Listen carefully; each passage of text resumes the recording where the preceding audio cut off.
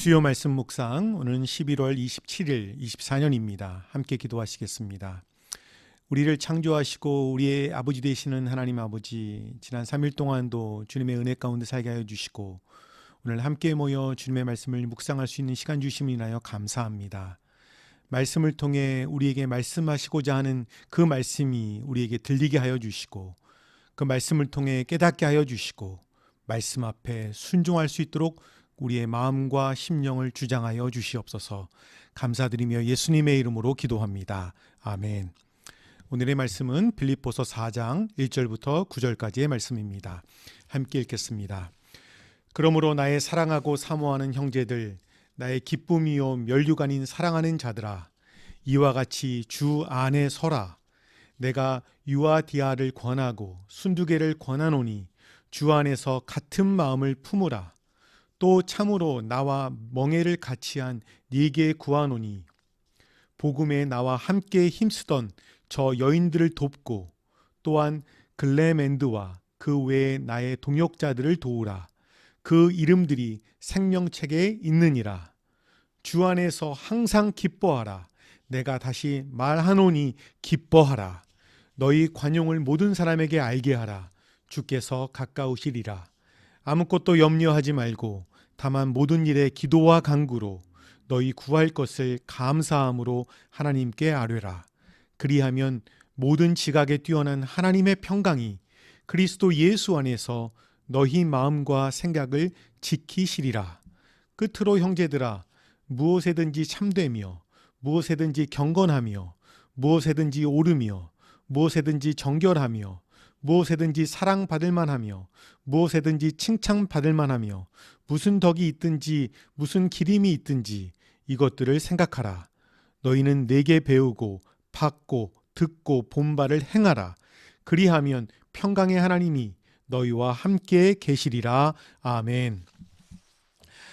우리는 살아가면서 개인적으로나 가정적으로나 예상하지 못한 어려움을 당하는 경우가 있습니다. 남의 집 이야기로만 생각하고 지나갔던 일들이 우리 개인에게도 가정에게도 일어나기도 합니다. 평안했던 교회에서도 때로는 원하지 않은 일들이 일어나기도 하지요. 사회적으로도 또 국가적으로도 예상치 못한 어려움을 겪곤 합니다.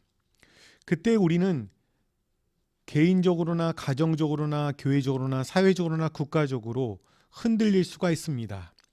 오늘의 본문은 이런저런 문제로 흔들리기가 쉬운 삶을 살고 있는 빌립보 교인들에게 주님 안에서 굳건히 서 있으라고 말씀하고 있습니다. 믿음의 군사로 사는 우리는 주님 안에서 굳건히 서야 합니다. 오늘 말씀을 통하여 우리가 주님 안에서 굳게 서가는 우리 모두 되기를 원합니다. 오늘 말씀은 교회에서 열심을 내는 두 사람을 얘기하고 있습니다. 교회에는 열심을 내는 사람들이 꼭 필요합니다. 다들 자기 일만 신경 쓰고 있는데 교회의 일을 남의 것이라고 생각하지 않고 자원해서 일을 하는 분들이 꼭 필요합니다. 우리 모두는 이러한 열심이 있는 성도들이 되기를 원합니다. 문제는 교회의 갈등이 이런 열심을 내는 사람들 가운데 있다는 것입니다. 두 사람이 나오지요.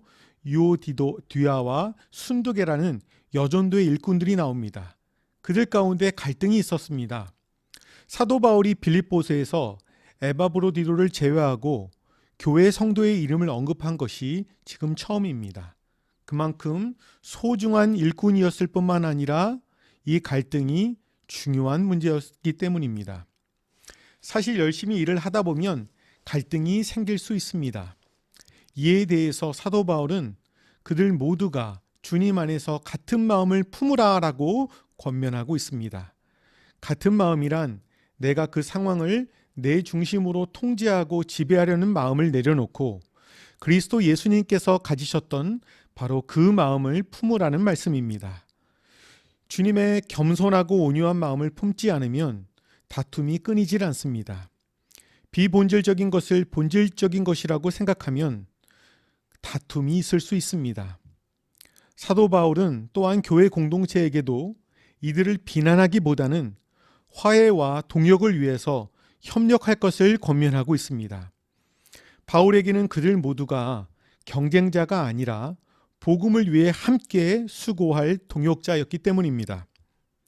5절 이하에는 우리의 관용을 모든 사람에게 알리라고 권면하고 있습니다. 왜지요? 주님께서 가까이 오셨기 때문입니다. 주님의 주권을 믿을 때 우리는 어떤 환경에서도 기뻐할 수 있습니다. 또한 주의 임재를 의식하고 주님의 재림을 확신할 때 누구에게나 너그러울 수 있습니다. 관용의 사전적 의미는 남의 잘못 따위를 너그럽게 받아들이거나 용서함이라고 나와 있습니다. 신앙의 연륜이 쌓일수록 우리 모두가 타인을 향한 우리의 태도가 더 여유로워져야 합니다. 가정에서도, 직장에서도, 교회에서도, 사회에서도 주님의 사랑과 관용으로 남을 품는 우리가 되기를 원합니다. 그것은 하나님의 사랑이 우리에게 넘칠 때 가능합니다. 주님의 은혜가 우리에게 넘치기를 축복합니다. 사실 빌립보 교회에는 어려움들이 많이 있었지요. 목회자는 지금 감옥에 있습니다. 그런데 언제 나올지도 아무도 몰라요. 잘못하면 죽는다고 하는 소문이 있습니다. 현실적으로는 예수님을 믿는 것 때문에 좋은 것보다 어려운 일들이 많이 있었어요. 심지어는 교회가 하나 되지 못하고 분열이 있어요. 이럴 때 우리는 마음이 답답하고 소리 지르고 싶습니다. 어디 세상에 내 상황 좀, 내 얘기 좀 들어줄 사람 있으세요? 라고 그런 표현을 하고 싶습니다. 이때 우리가 기억할 것이 있습니다. 5절 이하에 주님께서 가까이 오셨습니다 라고 하는 것이지요. 하나님이 머나먼 하늘 위쪽에 살고 계셔서 우리의 삶을, 나의 삶을 모르는 주님이 아니라고 하는 것입니다. 우리는 부활하신 주님께서 성령을 통하여 우리의 마음속에 계심을 믿습니다. 또한 하나님이 나의 모든 삶에 관심을 가지고 계시고 그 삶을 바꾸는 능력이 계심을 믿습니다. 그러기에 아무것도 염려하지 않기 위해서는 늘 깨어 기도하는 삶을 살라고 권면합니다. 샤워할 때도, 운전할 때도, 일할 때도, 설거지할 때도, 걸으면서도 우리는 기도할 수 있습니다. 우리는 모든 일을 놓고 기도해야 합니다. 그리고 실질적으로 구체적인 기도를 해야 합니다. 포기하지 않고 간절하게 기도합니다. 항상 하나님께서 우리의 기도를 듣고 계신다는 확신과 소망 가운데 감사하는 마음으로 기도해야 합니다. 이렇게 기도할 때 어떤 일이 벌어집니까? 성령님께서 우리의 마음에 평화를 주시고 그 평화가 그리스도인들의 마음과 생각을 지켜주신다고 약속합니다. 그리스도인들이 하나님께 기도할 때 우리의 삶의 외적인 또 모습들이 바뀌면 얼마나 좋겠습니까? 그러나 더 좋고 중요한 것은 그러한 외적 응답 이전에 내면의 평화를 누리는 응답을 받는 것입니다. 마음의 평화가 없는데 어떻게 기뻐할 수 있겠습니까? 마음의 평화가 없는데 우리 가운데 어떻게 사랑으로 대할 수 있겠습니까? 우리가 모든 상황 속에서 기도하기를 원합니다. 그래서 하나님의 평화가 우리의 마음과 생각을 지켜주시기를 축복합니다. 8절 이하에 보면 무엇이든지 참된 것, 경건한 것, 옳은 것, 순결한 것, 사랑스러운 것, 명예로운 것, 덕이 되고 칭찬할 만한 것이면 이 모든 것을 생각하라고 말씀하고 있습니다. 그리고 배운 것과 받은 것과 듣고 본 것을 실천하라고 말씀합니다. 그러면 평화의 하나님께서 우리와 함께 하실 것이라고 말씀하고 있습니다. 우리가 기쁨과 평화가 지배하는 삶을 살려면 생각하면서 살아야 한다고 권면합니다. 신앙은 아무 생각 없이 살라고 하지 않습니다. 하나님이 기뻐하시는 생각을 하라고 말씀합니다. 우리의 마음 가운데, 생각 가운데 어떤 것이 들어가야 되겠습니까?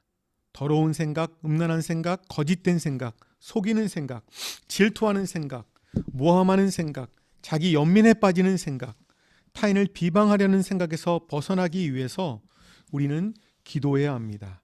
그래서 하나님의 말씀을 늘 묵상합니다. 또 좋은 신앙서적과 강의를 읽고 들어야 합니다. 찬양을 들으면서 함께 따라 찬양해야 합니다. 우리 여러분 운전 많이 하시죠? 여러분 찬양을 틀어놓고 함께 찬양해 보십시오. 10분이든 20분이든 여러분 유튜브에 찬양의 것들을 다운로드 받으셔서 함께 찬양하십시오. 말씀 묵상과 공부에 도움되는 강의를 들으십시오. 이상한 이단과 잘못된 가르침도 많으니 궁금하시면 저에게 확인하셔도 좋습니다. 그렇게 좋은 생각을 하면서 배운 것을 머릿속에만 놓지 말라고 합니다. 그것을 삶으로 실천하라고 말씀하고 있습니다. 그러면 하나님의 평화가 따라온다는 것입니다. 8절 9절은 성도의 바른 생각과 삶을 통해 하나님의 평화가 온다고 말씀하고 있습니다. 성도의 바른 생각과 행동의 근거는 윤리와 도덕이 아닙니다. 바로 복음입니다. 예수 그리스도로 말미암는 그 복음 때문에 우리는 바른 생각하기를 소원합니다. 그 바른 생각이 우리의 삶을 변화시킬 것입니다. 우리의 마음 가운데 주님의 은혜가 넘치게 할 것입니다. 같이 기도하시겠습니다. 사랑의 하나님, 흔들리는 세상 속에서 주님의 믿음에 굳게 서서 한 마음으로 주님을 섬길 수 있도록 우리의 심령과 마음을 붙잡아 주시기를 기도합니다. 어려움 속에서도 감사 기도를 통해 주님이 주시는 평강이 우리의 마음과 생각을 지키시는 은혜를 허락하여 주시옵소서. 내일 추수감사절을 맞아 주님의 은혜와 사랑에 더욱 감사하기를 소원합니다.